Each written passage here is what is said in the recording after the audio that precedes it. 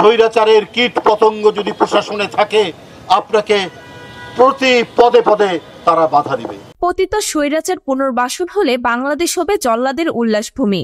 যারা এতদিন গুম, খুন এবং আয়নাঘরের সংস্কৃতি তৈরি করেছিল, তাদের যদি পুনর্বাসন হয় তাহলে এদেশের মানুষ আর বসবাস করতে পারবে না। এদেশ হবে জল্লাদের উল্লাসভূমি।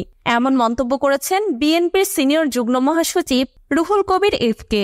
তাদের পুনর্বাসন হলে গণতন্ত্র কথা বলা, মত প্রকাশের স্বাধীনতা চিরদিনের জন্য গোরস্থানে চলে যাবে বলেও মনে করেন তিনি।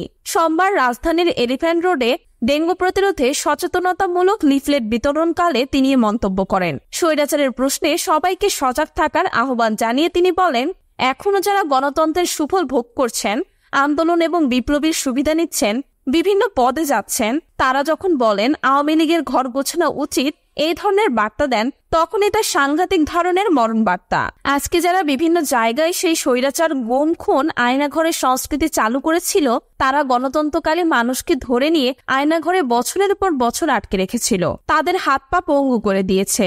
যাদের জীবন কেড়ে নিয়েছে সেসব পুলিশ কর্মকর্তাদের গুলশান, গুলিস্তান, মিরপুর সহ বিভিন্ন জায়গায় পোস্টিং দেওয়া হচ্ছে। এটাই যদি উদ্দেশ্য হয় এই অন্তর্বর্তীকালীন সরকারের, তাহলে ছাত্র জনতার এই আত্মত্যাগের কি হবে?